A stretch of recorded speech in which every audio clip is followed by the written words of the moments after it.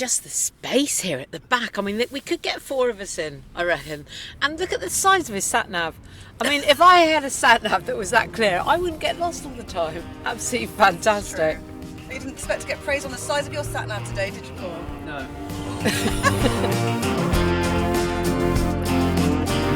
Hey Becky, thanks so much for joining us here on the Executive Commute today. Oh, so excited. She's very excited. Yeah, off the scale. I thought I was excited, but then we met Becky. Yeah. Actually, this is a dream come true for you, isn't it? Well, I'm being chauffeur driven. I mean, how fabulous is that? It's a very posh car. Right, anyway, moving swiftly on. Okay, so we are here to talk about you, to talk about your gins, and anything else that you want to share with us really today. So Lovely. For those of you who don't know Becky, if you can just tell us a little bit about you, your connection to Bridgewater, what it is that you do.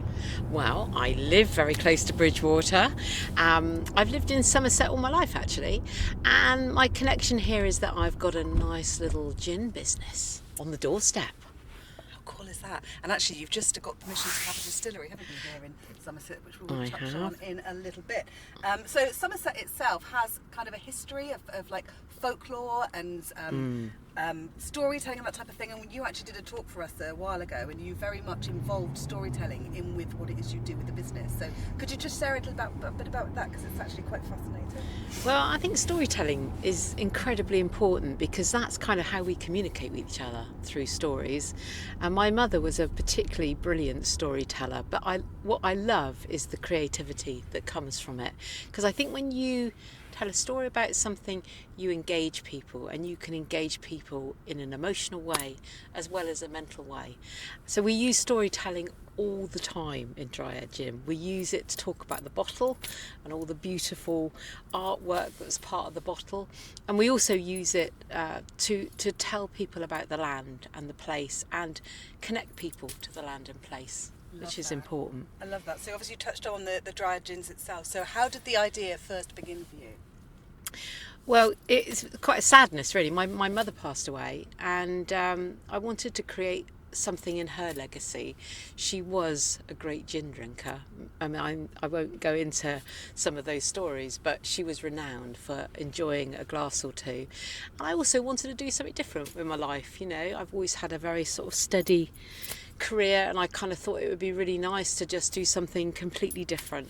And the only other thing I thought I was quite good at, other than psychological awareness, was gin. So I just started. I didn't know how to make it at all. I went literally on gin making classes.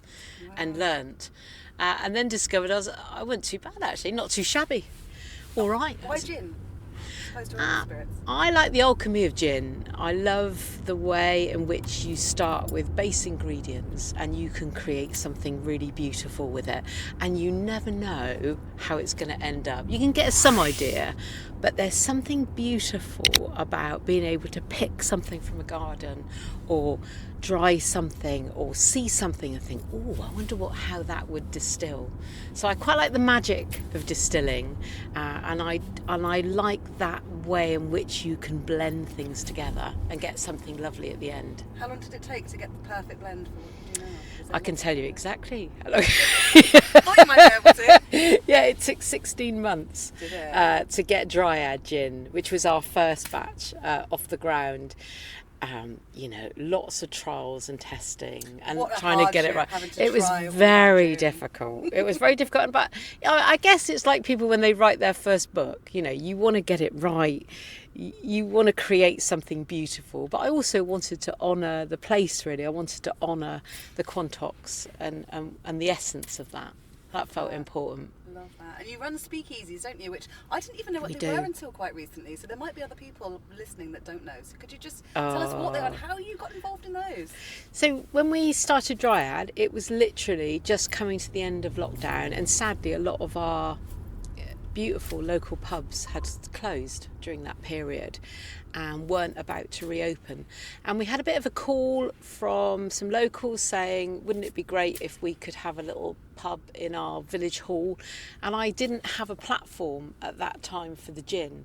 So we actually started this pub of no fixed abode. So the Dryad Inn is a pub, well, it doesn't really exist, if that makes sense. Magic. So it kind of pops up in a village hall with fairy lights and with great intentions, and we create this sort of evening of a bit of a magical mystery. So we create unusual cocktails, we have dance routines that we sometimes perform, we have our own song, and we're just about to release our second song. Sometimes we'll sing it. We have little performances sometimes, so things are quite random with the Dryad Inn, but we only pop up where a pub doesn't exist or has closed down. We don't ever want to be in competition with pubs. That's not the purpose. It's about bringing people together. So what kind of reaction do you get when people walk in and see it for the first time? We get really kind of quite a mixed vibe, really. So our pubs are for over 18s only. That was just something that I wanted to do, and it feels like it was the right thing to do at the time. There are very few adult-only spaces, and I kind of like the idea of having one. We don't let people sit on their own. So even the tablecloths are branded in a way that they promote conversation. So if someone comes in on their own, we introduce them to other people. So our job is to facilitate a space, and a space where people can grow and connect. Because I don't think we need more alcohol in the world. I think we need more connection. See, what a storyteller. It's just that's what I believe, I love it. Gin is a conduit. It's not the answer. It's something that brings people together, like any way than any event that we put together, and that's why we need more of them. We need more creativity, more events. So is there somewhere people can go? Like now they're listening or watching this and they want to come to one, is there any kind of advance warning, or does it just pop up? So we're in talks. So the funny thing is, we thought we'd probably get 30 people, and we get around about 150. So we're having to get slightly bigger venues because we have a following, which is great. Thank you for following. So these venues, we always advertise them on the Facebook page. So if you come to the Dryad Gin Facebook page, we will always put them up as events, and on our website as well. But we don't have lots of notice sometimes. Sometimes people just say, could you kind of come run one next week? So the plan is that we encourage the villagers to run their own. So the Dryad Inn might not be run by Dryad Gin. So hopefully they will get the confidence together and think, well, we could do this. Well, of course you could do this. So the Dryad Inn shouldn't really belong to anyone. So you really are all about community, aren't you? Which is just so great, because actually, before you come to our meetings, and there's just something about you that people are kind of drawn to. I think the first time I met Becky, she had glitter in her hair, and I was it was like magical. But actually, that's just you. Your aura is that kind of glitter, magical, wanting to be around you. So it's so lovely. I can understand why people want to. That's very kind of you to say so. We just briefly touched upon your future plans. Oh yeah, which are very exciting, and the fact that you're going to be building your own distillery. Yes. So could you tell everybody a bit more about that, please? Yeah, so I don't want you to think big, think small. Think degrowth, not growth. So what we're looking at is a very small distillery. So we at the moment we have to borrow other people's stills, which isn't very viable. So we're going to have our own still, and it's going to be a still of 100 litres, I hope. That's the plan. I mean, that means nothing to me, but it sounds like a lot. It's a lot of gin. Yeah, it's exciting kind of quantities of gin. I still want to do like the small batch, because I think small batches, there's something beautiful about that. But we also, Dryad is becoming more and more popular, and we want to do larger quantities of that. And I also want to do contract distilling for other people, because that's a great way of encouraging people who've been thinking about distilling to kind of get their foot on the ladder. So my plan is, we've only got planning permission for 2 people to visit at any one time. So we are very, very small, and we want to remain small. So we have no growth plans.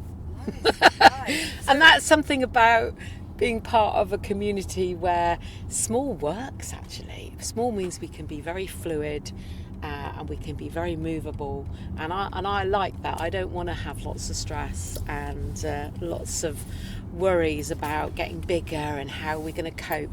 So hopefully we'll be able to attract some tourists as well, people on holiday here, and some very special, like even a Valentine experience. Ooh. So a couple experience, and our lovely driver here, Paul, is going to bring people to have that experience so they can have a drink as well. So a VIP experience from start to finish. Definitely.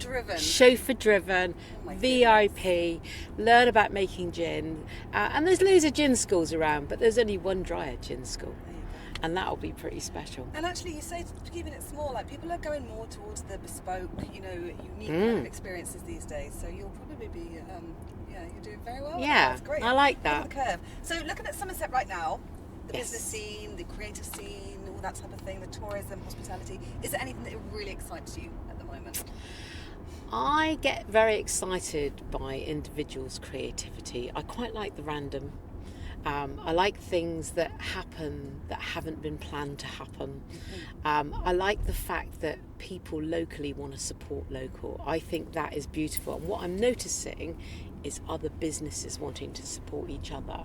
So we have pubs now who, especially the independent ones, are the ones that will stock our gin, and they're really interested in the story. They want to be part of it, and I then promote them in return. So there is always that kind of energy exchange, and I think that's important. That's what gets me excited, and I get excited about the individual and the person who wants to do something for their community. That excites me. I love that. So we all know that you are this storyteller.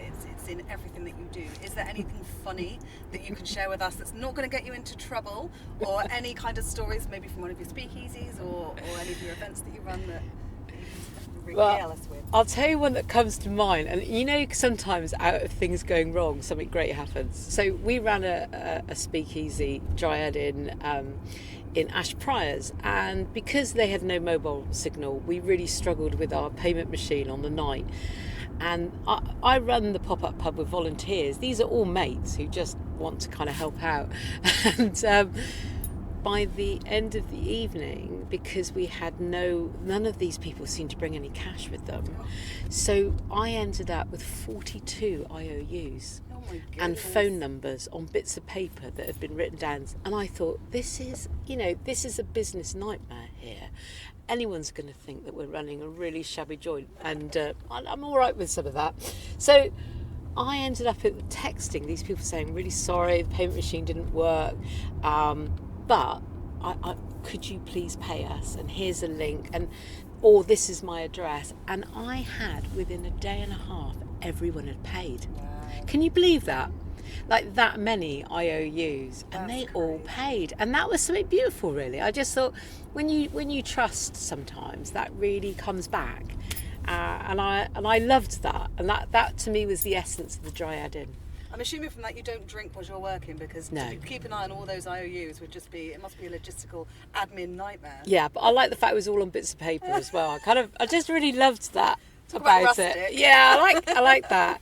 And I like human nature sometimes. I like the fact that people would do that and that I could trust them. Some of them arrived on horseback to that pop-up. Oh, really? Yeah. Have you got pictures of these on the Facebook page? I have. Wonderful. Yeah. Head to the Facebook page. So how can people, we say how people can support you, but is there anything that you need right now? Anything that we could do to help you a bit more? Yeah, we have no money to buy a still. We have no money. We have no money at all to buy a still. We were hoping to get this grant. We didn't get the grant. There you go. Never mind. So I'm going to be setting up a crowdfunding campaign to buy a still. And if we can buy this still, we can keep going.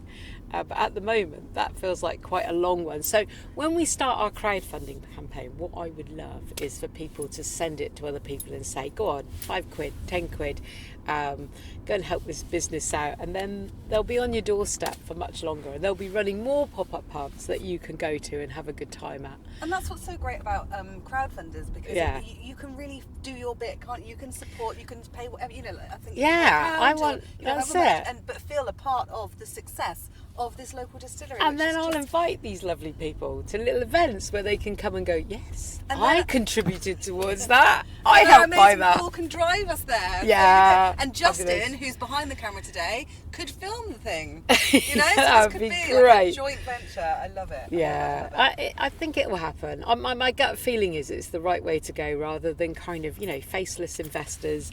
That's never kind of interested me very much. I think people have good intentions, but I like the idea of a kind of community ownership, really.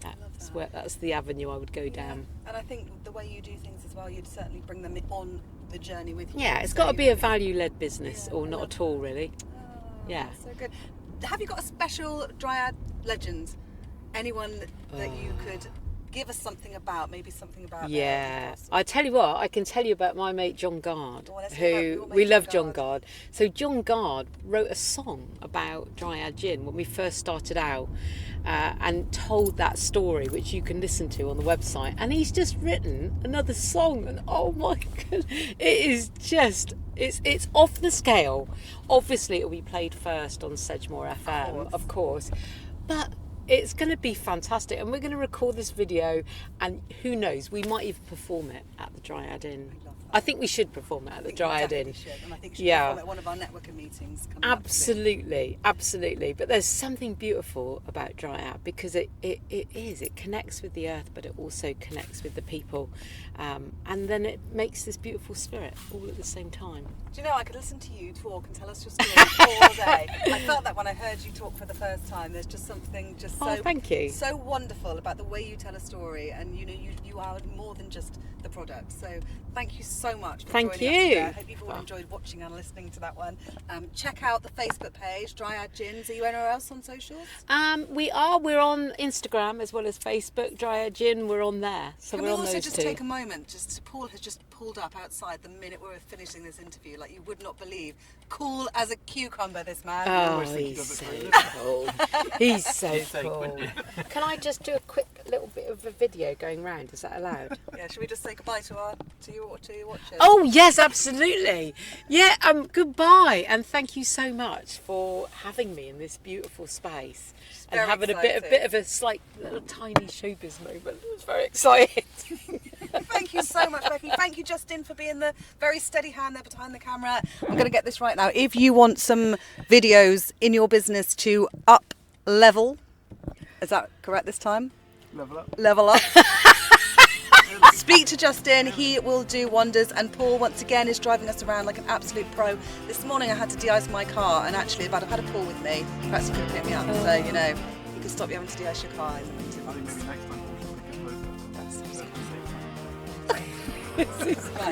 Are you recording on your end? I am. Yeah. Someone clap their hands just really loud. Just one like that, like a shark. Is that the spike? Just go back! That'll work. Have I got like a heated back seat? Yeah, it's possible. You might have hit a button. I've by had mistake. such a hot bottom while being filmed. I mean, that is a service. Wait, hang on a minute. That's what you said last time.